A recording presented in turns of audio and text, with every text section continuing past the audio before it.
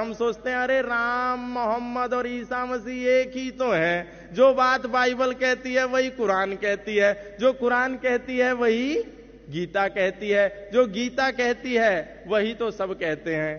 तो कहां भेद है? हिंदू मुस्लिम सिख ईसाई आपस में है भाई भाई। लेकिन हिंदू मुस्लिम सिख ईसाई ईश्वर अल्लाह तेरो नाम, ये गीत केवल हम सनातन धर्मियों ने जोर जोर से गाया।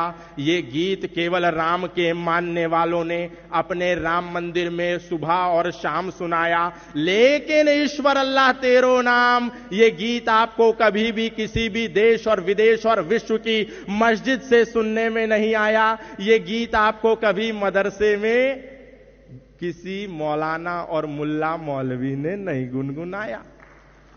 केवल हम गुनगुनाते हैं, केवल हम एकता की बात करते हैं, केवल हम सौहार्द की बात करते हैं, क्योंकि हमारे मनों में एक इंजेक्शन ठोक दिया गया है कि जो सनातन धर्म सर्वे भवन्तु सुखिनः सर्वे सन्तु निरामया सर्वे भद्राणि पश्यन्तु मां कश्चित् दुःख भाग् भवेत्, सभी सुखी हो सभी निरोगी सब पर बरसे ईश्वर की कृपा। हम सनातन धर्मी ये मानते हैं, तो शायद इस्लाम भी यही मानता होगा और इसी का पैगाम सुबह और शाम मस्जिदों से 5 बार अजान में देता होगा। इसीलिए हमारे बहुत सारे कथावाचक कहते हैं अरे जब हमारे मुल्ला जी अपनी नमाज कर रहे हो तो कोई बात नहीं, अपने हनुमान चालीसा की थोड़ी सी वॉल्यूम डाउन कर लेना। यदि मुल्ला जी नमाज कर रहे हो, अजान दे रहे हो और मस्जिद से हुंकार भर रहे हो तो कोई बात नहीं, हम अपनी भागवत कथा को थोड़ा विराम दे दें और उनका सम्मान करें।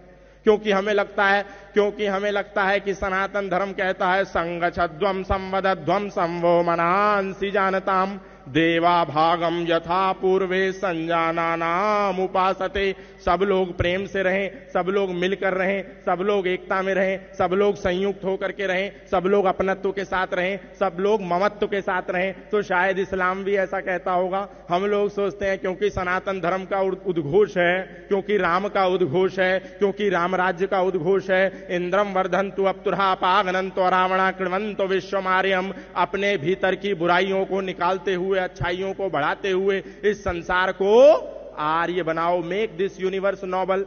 शायद यही इस्लाम भी कहता होगा, शायद यही बाइबल भी कहती होगी, शायद यही मोहम्मद साहब का पैगाम होगा, शायद यही ईसा मसीह की बात होगी।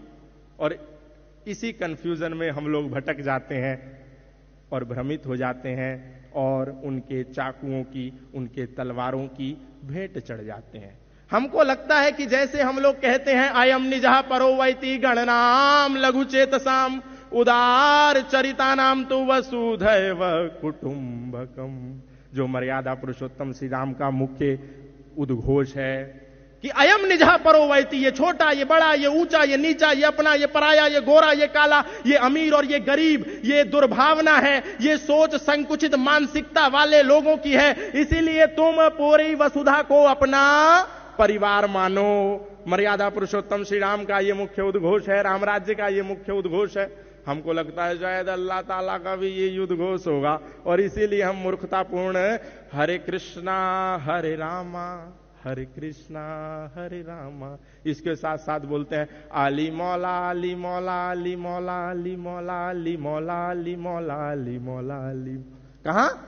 मस्जिद में नहीं, किसी मिंबर पे नहीं, किसी मीनार में नहीं, किसी मदरसे में नहीं, अपने सनातन धर्म की सबसे ऊंची पीठ राम कथा की व्यास पीठ से बैठ करके हमारे सनातन धर्मी, हमारे कथावाचक, हमारे धर्मगुरु इस बात को कहते हैं और हम उनकी इस बात को सुन करके न केवल ताली बजाते हैं बल्कि उनकी कथा करने के बाद उनकी पॉकेट में 4 करोड़ रुपए डाल करके बोलते हैं वाह बापूजी आपने कितनी बढ़िया कथा सुनाई, हमारे तो रोम रोम में ऊर्जा का संचार हो गया। सोचिए हम लोग अपनी जड़ें खोद रहे हैं कि नहीं। और ये धर्मगुरु, ये तथाकथित आचार्य, ये तथाकथित भगवादारी हम लोगों को बेवकूफ बना रहे हैं कि नहीं। जो सच्चे भगवादारी हैं उनका सम्मान हमें सबको करना है, ये बात याद रखनी है। लेकिन जो नकली है, जो फर्जी है, हमको भ्रमित करने का कार्य कर रहे हैं, उस पर सावधान होना है। अच्छा, इन लोगों के असत्य बताने के कारण हम लोग राम राज्य, किंगडम ऑफ इस्लाम और किंगडम ऑफ गॉड को एक ही समझते हैं, इस्लामिक स्टेट को भी वही समझते हैं और वही समझते हैं। लेकिन हम कभी भी इनसे पूछते नहीं, अरे भैया जिस अजान को तुम रोकने को कह रहे हो वो मुल्ला जी क्या बोल रहा है 5 समय, उसका अर्थ तो बताओ। क्योंकि हमको लगता है जैसे हम मंदिर में खड़े होकर के बोलते हैं ओम भूर्भुवः स्वः तत्सवितुर्वरेण्यं भर्गो देवस्य धीमहि धियो यो नः प्रचोदयात्, हम उस प्राण स्वरूप दुख नाशक सुख स्वरूप श्रेष्ठ तेजस्वी पाप नाशक देव स्वरूप परमात्मा को अपनी अंतरात्मा में धारण करें। वह परमात्मा हमारी बुद्धि को सन्मार्ग की ओर प्रेरित करे। May almighty illuminate our intellect towards the righteous path. शायद मुल्ला जी जो 5 समय बोल रहे हैं उसका भी यही अर्थ होगा कि हे मोहम्मद साहब, हे अल्लाह ताला, हम सब सुखी से रहे, हम सब एक रहे, हम सब मिलके रहे। शायद ये होगा, इसीलिए हम भ्रमित हो जाते हैं। लेकिन हम नहीं सोचते कि वो बोल क्या रहे हैं। ला इलाहा इल्लल्लाह मुहम्मदुर रसूलुल्लाह, अशहदु अल्ला इलाहा इल्लल्लाह हुआ, अशहदु अन मुहम्मदन अब्दुहु व रसूलुहु। हमें लगता है हमारा जैसा गायत्री मंत्र है, हमारी जैसी ईश्वर स्तुति प्रार्थना उपासना है, वैसे ही वो लोग भी बोल रहे होंगे। लेकिन नहीं, सावधान सनातन धर्मियों, वो दिन में 5 बार तुमको चेतावनी देते हैं कि अल्लाह के सिवा कोई इबादत करने योग्य नहीं है और मोहम्मद के सिवा कोई रसूल नहीं है।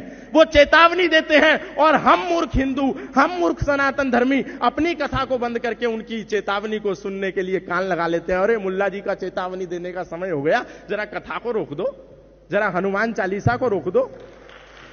और ना केवल वो चेतावनी देते हैं तुम्हें, बल्कि जब तुम मर्यादा पुरुषोत्तम श्री राम की रामनवमी जन्मोत्सव आने पर अपने सनातनी भाइयों का संगठन करके समूह बना करके सड़कों पर शोभा यात्रा लेकर के निकलते हो, तो तुम्हारे ऊपर पत्थर बरसा करके ये कहते हैं कि हम तो तुम्हें दिन में 5 बार चेतावनी दे रहे थे कि अल्लाह के सिवा कोई इबादत करने योग्य नहीं है और मोहम्मद के सिवा कोई रसूल नहीं है। तुमने नहीं माना तो हम क्या करें?